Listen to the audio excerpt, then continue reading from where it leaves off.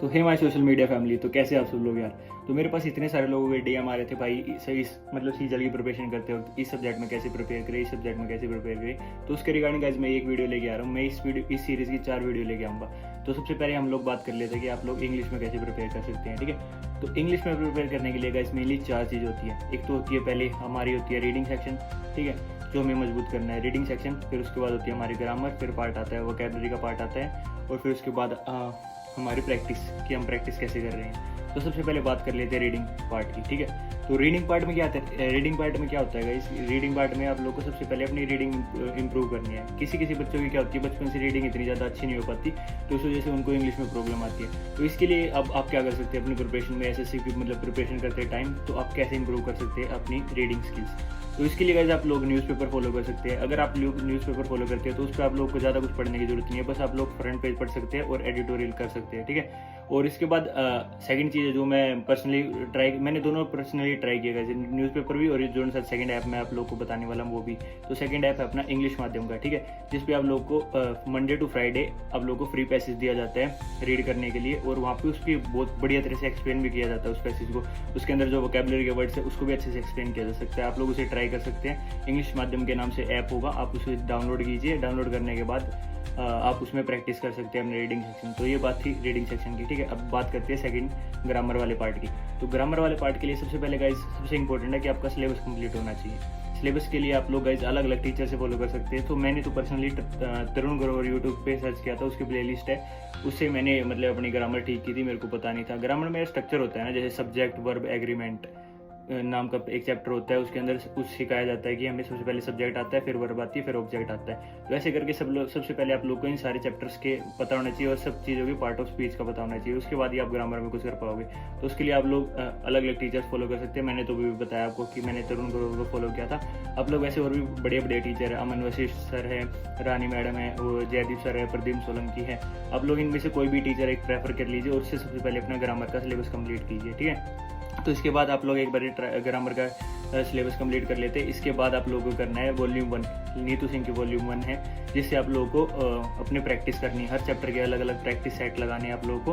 Practice set लगाने के बाद उसके बाद आपका ग्रामर मतलब थोड़ी मजबूत हो जाएगी, ठीक है। ग्रामर के बाद अब हम बात कर लेते हैं वोकैबुलरी वाले पार्ट की।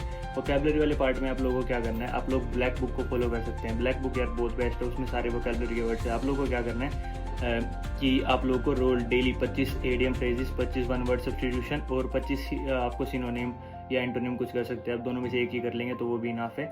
और इसके साथ साथ आपको 25 स्पेलिंग भी करनी है, क्योंकि यार आने वाले टाइम में स्पेलिंग भी बहुत ज़्यादा इंपॉर्टेंट रोल प्ले करेगी। वैसे तो अभी भी कर रही है स्पेलिंग्स भी यार, आप लोग मतलब मैं खुद भी इतनी ज़्यादा मिस्टेक करता था स्पेलिंग में।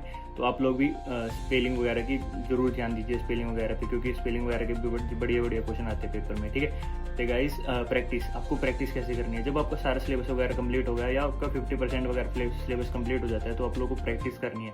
और प्रैक्टिस के लिए गाइस आप लोग फॉलो कर सकते हैं, मतलब पिनिकल फॉलो कर सकते हैं। सबसे पहले आप पिनिकल फॉलो कर सकते हैं। इससे पहले मैंने आपको बताया कि आप नीतू सिंह की वॉल्यूम 2 भी वाली मतलब वॉल्यूम 1 वाली बुक वो फॉलो कर सकते हैं। हाँ, वॉल्यूम 1 वाली बुक है, तो आप लोग उसको फॉलो कर सकते हैं। उससे प्रैक्टिस करने के बाद आप लोग को प्रैक्टिस करनी है पिनिकल से, ठीक है।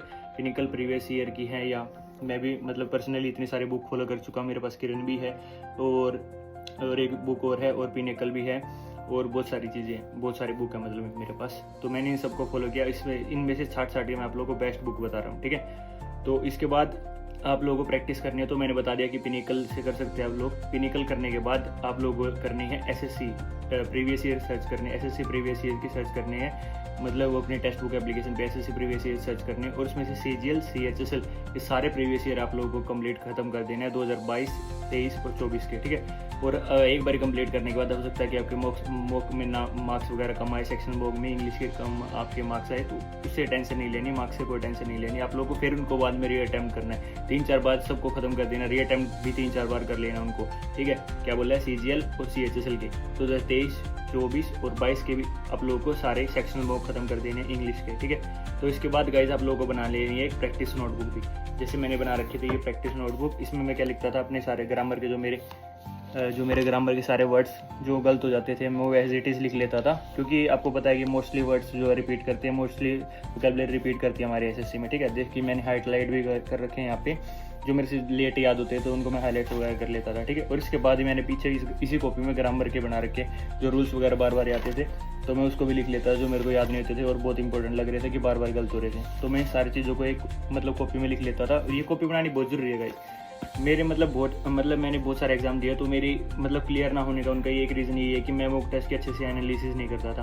तो उसके बाद गाइस मैंने एनालिसिस करना स्टार्ट किया और अपनी कॉपी बनाई है दोनों वोकैबुलरी की। वोकैबुलरी भी इसमें एज इट इज़ लिखता था, क्योंकि यार वोकैबुलरी का बहुत रोल है, ठीक है। तो ये सारी चीज़ें मैं फॉलो करता था, आप लोग भी इसको फॉलो कीजिए। और आप लोग अगर इस वीडियो को देख रहे हैं ध्यान से, तो इस वीडियो की जो मैंने आप लोग को जो भी सोर्सेज बताया, आप लोग उस चीज़ों को फॉलो कीजिए और 2 महीने तक उसे एक बार ट्राई करके देखिए। 2 महीने के बाद इस वीडियो पे वापस आके एक बार फीडबैक जरूर देना। चलिए फिर मिलते हैं अगली वीडियो में।